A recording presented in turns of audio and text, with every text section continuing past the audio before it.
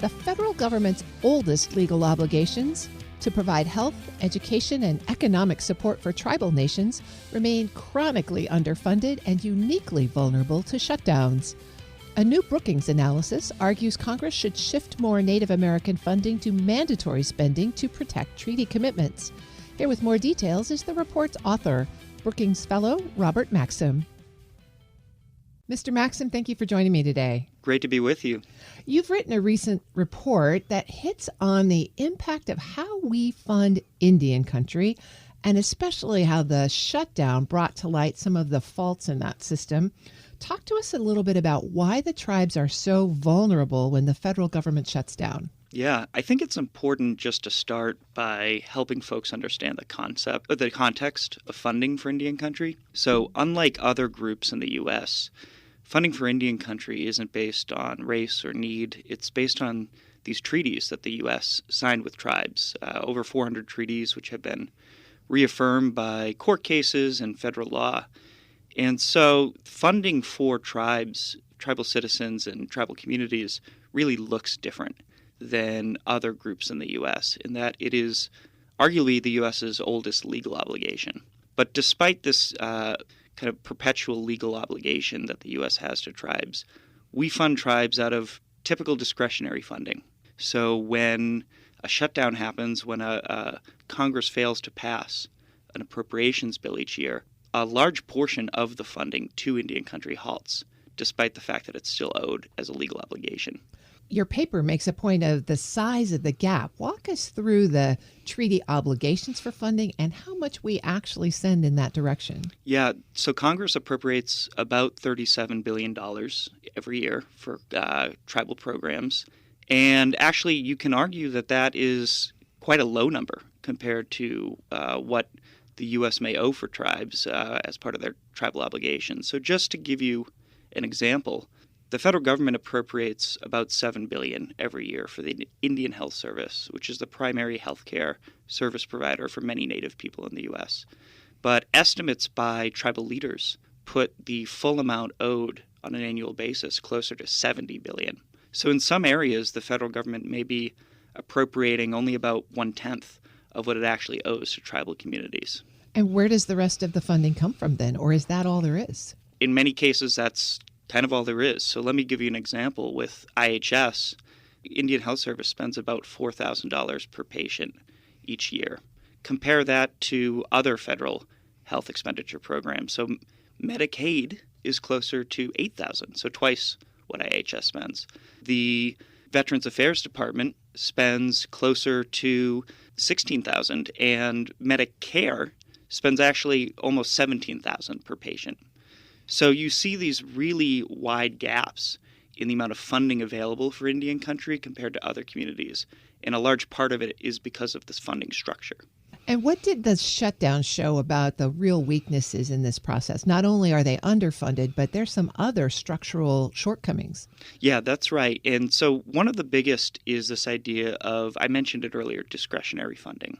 And so what that means, and I'm sure Federal News Network listeners probably know this, but just as a background, there's really broadly two types of spending in the U.S., right? There's discretionary spending, which is at the discretion of Congress each year, and they can choose what to fund and how much to fund it. And then there's mandatory funding, which is funding that's kind of set on autopilot each year. So think about Social Security or Medicare. And it's a bit more complex than that, but those are the kind of general categories. The vast majority of spending for Indian country actually comes out of this discretionary pot.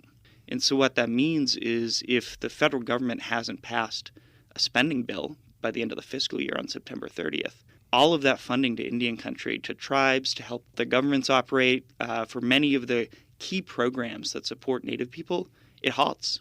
And so you saw that this year during the government shutdown, there were many key programs for federal government that the federal government provides to tribal government agencies that weren't able to operate. I'm speaking with Robert Maxim. He's a fellow at the Brookings Institution. One of the other programs that really helps Indian country is SNAP, the Supplemental Food Program. And we heard so much during the shutdown about how that was impacted. How did that play out in the tribal lands? Yeah, so it's important to remember that there are a lot of low-income people in Indian country. And so Native people use SNAP benefits, use food stamps at one of the highest rates of any group in the United States. And so there was absolutely a disproportionate impact on tribal communities when those benefits halted. And so that's, again, not to get too into the weeds, but I think helpful to illustrate. That's a really good example of one of those really kind of unique programs that exist in the U.S. SNAP is technically a mandatory program. If you're eligible, you can get as many benefits as you're entitled to. But it is what's called an appropriated entitlement. And so that means if Congress hasn't passed an appropriations for SNAP by the end of the fiscal year, it's very unclear whether it can operate. And that was a big legal test during the shutdown that didn't get resolved. And so what happened is there were a significant number of Native people that lost access to food support. And how did tribes go about navigating that? Some of them operated their own programs. There were some tribes that had resources available through things like gaming that were able to kind of pick up the slack in the absence of the federal government. But that's not every tribe, right?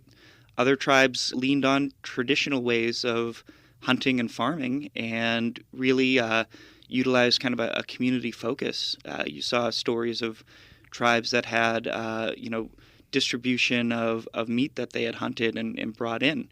And so there were really this kind of, I think, sense of leaning on community that happened in many tribal communities across the U.S., again, because of this disproportionate number of Native people that were affected by the SNAP benefits. And so what recommendations do you make and to reform the system, improve it, make sure that we're meeting our obligations?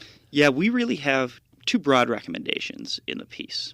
So the first is a short-term recommendation. And what we say is we really need to get all of this funding for Indian country out of the discretionary pot. And one of the things we recommend doing in the short run is converting appropriations for Indian country into what are called advance appropriations. So what that means is you get your kind of pot of money for the fiscal year, but then in advance, Congress authorizes you to spend a certain amount the following year. So that's already done in one area of funding for tribal communities, for the Bureau of Indian Education and for the for the Indian Health Service. Indian Health Service in particular has these advance appropriations. And so what that meant is when the fiscal year lapsed, last year Congress had already said you can spend $1 billion in FY26. And so when this new fiscal year started, because last year Congress had said you can spend this money, IHS was able to continue operating. And so what that meant is, despite the many imperfections with that system that I outlined earlier, it was still able to offer healthcare for Native people. And so we argue in the piece that should be kind of the baseline in the short run for any program funding Indian country. And then in the longer term, we say that the federal government should shift more funding for Indian country to this mandatory spending. So make it look more like Social Security or Medicare than it does currently. And again, just to give you a sense of why that matters, not only would that prevent funding from being impacted by the shutdown, but think about those spending levels that I talked about earlier. If you shifted programs like IHS to operate more like Medicare, it would allow Native people to access the full suite of benefits that they need and really that the federal government is obligated to provide, rather than this kind of shortened and moderated version that they have now. What's your sense of support for those recommendations on the Hill? Well, the exciting thing was shortly after we published this piece, the Senate Indian Affairs Committee held a hearing on the issue of how the government shutdown was impacting Indian country. And at that hearing, really a bipartisan group of senators, led actually by Republican Chair Lisa Murkowski, said that perhaps it's time to begin thinking about how we reform how the federal government funds Indian country and funds its obligations to tribal nations. And so she was quite supportive of this idea. She cited actually our report by name at that hearing.